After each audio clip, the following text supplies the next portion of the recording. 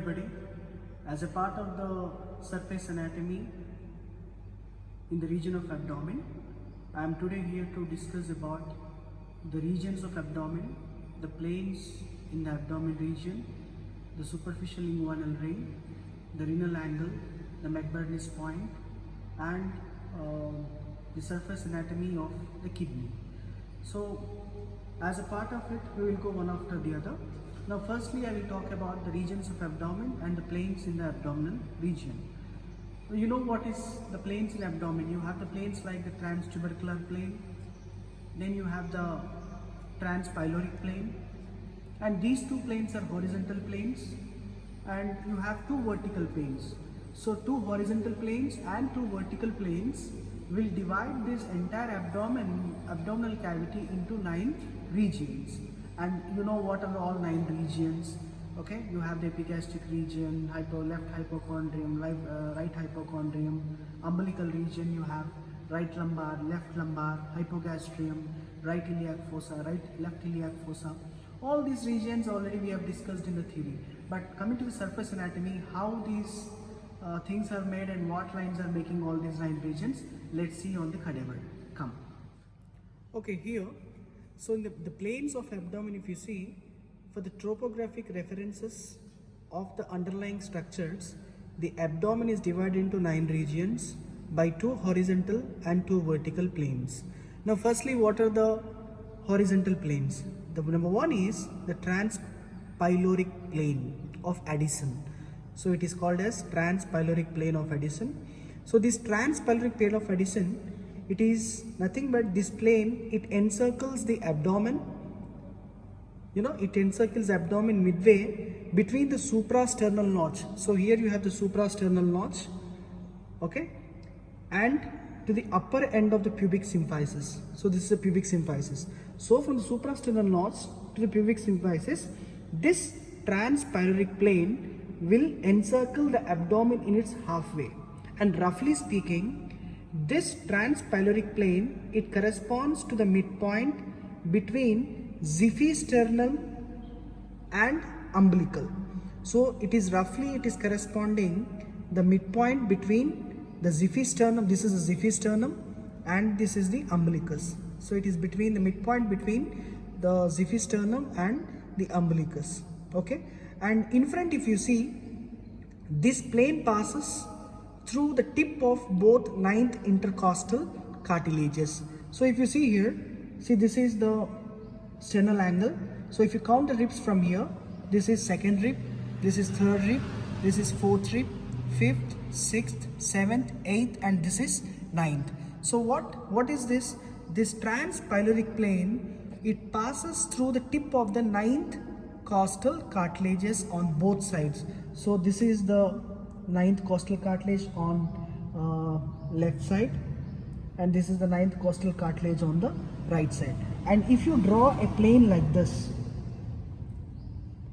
through the tip of the 9th costal cartilage on both sides, now this plane, this is the transpyloric plane, and this is in front. And if you see this plane behind, this plane, it passes through the lower border of the first lumbar spine.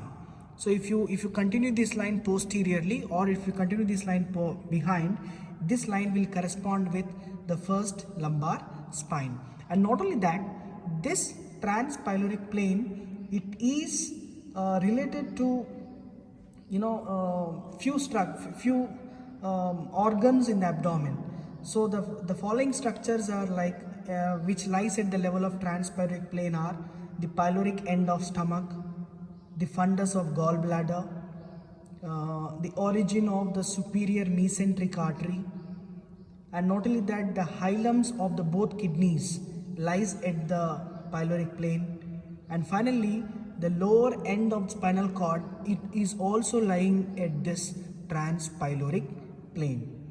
This is all about the transpyloric plane.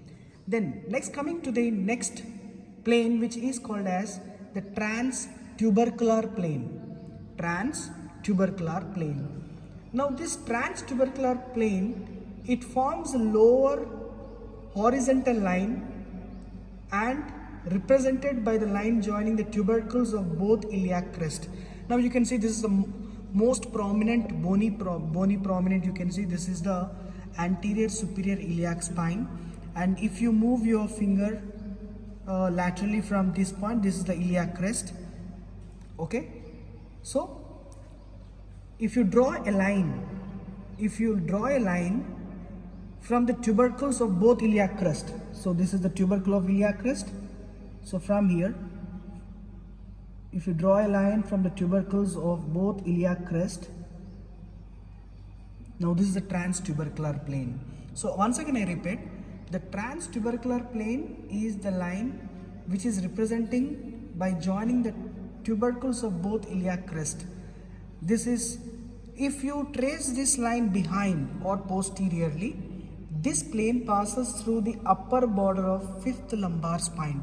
So this line, if you pass posteriorly, you can see this line will be corresponding with the lumbar spine of fifth lumbar spine.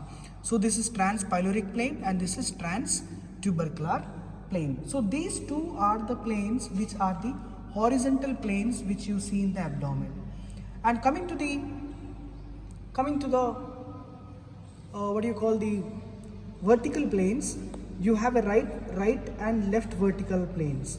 So this is the right and left lateral planes, and this vertical lines drawn from the midpoint between the anterior superior iliac spine and the pubic symphysis. So midway between anterior superior iliac spine and pubic symphysis.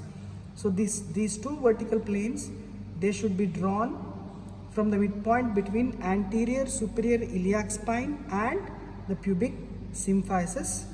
Okay, and traced above, if you see above, they reach the traced above, each lateral plane corresponds roughly to the mid-clavicular plane.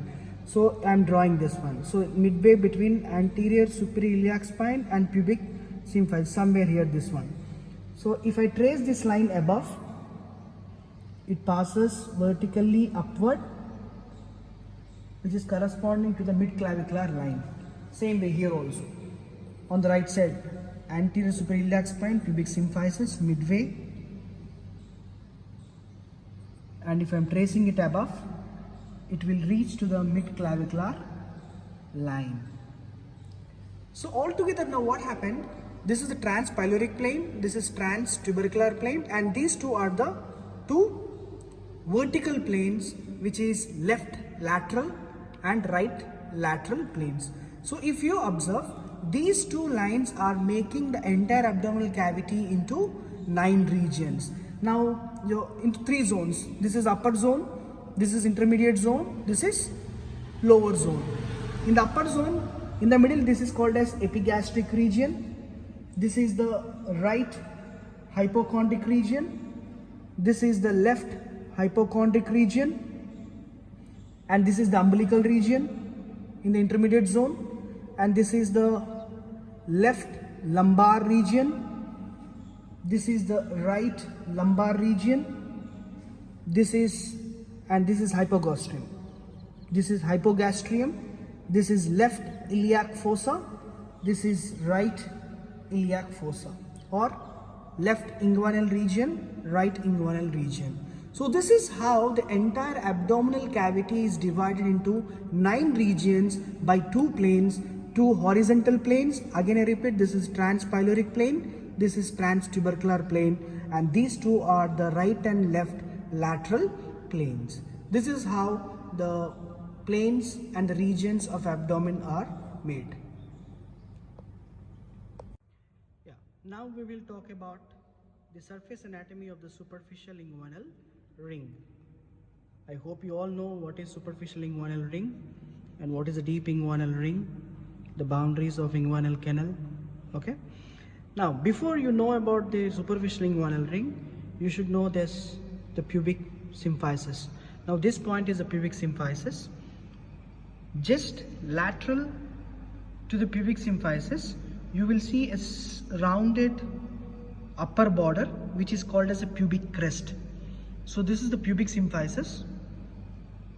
This is the pubic symphysis, and lateral to the pubic symphysis, you can see a rounded upper border, which is called as the pubic crest, and the superficial inguinal ring, it lies about 1 centimeter above and lateral to the pubic tubercle.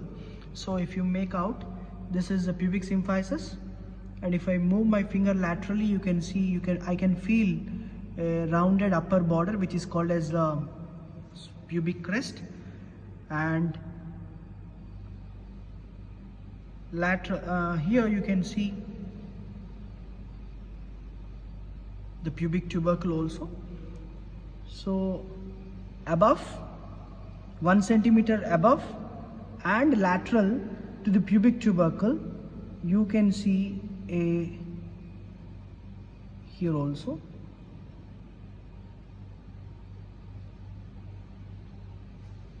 a ring which is the superficial inguinal ring. So superficial inguinal ring is present, or it lies 1 centimeter above and lateral to the pubic tubercle.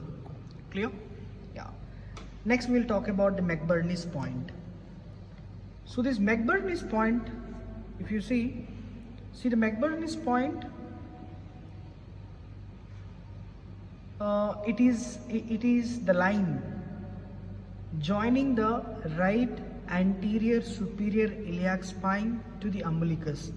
So to know what is McBurney's point, you have to draw a line joining from right anterior superior iliac spine, ASIS, to the umbilicus. So I am drawing a line like this. Okay, in order to make it clear, I am rubbing these regions of abdomen. Okay, now it is clear. Now this is the umbilical region. So I am drawing a line from right anterior superior iliac spine. This is the right anterior superior iliac spine, which is a very prominent bony projection. So this is right anterior superior iliac spine. From here I am drawing a line towards the umbilicus. Okay, now on this line, at a junction of medial 2/3 and lateral 1/3. So this is medial 2/3 and this is lateral 1/3. So on this line, a junction of medial 2/3 and lateral 1/3, this one. So this is medial 2/3, this is lateral 1/3. So this point, so on this line, a line extending from the right anterior superior iliac spine to the umbilicus, and on this line a junction of medial 2/3 and lateral 1/3, and this point is representing as McBurney's point. And this is very important. This point represents maximum tenderness, like the pain on pressure, in patients suffering from inflammation of vermiform appendix. So in order to know whether the patient is suffering from appendicitis, this is the point where you need to examine, okay, and by applying the pressure on this point, the patient will he or she cannot resist the pain, and that will conclude that there is an inflammation in appendicitis. This is about the McBurney's point. Okay.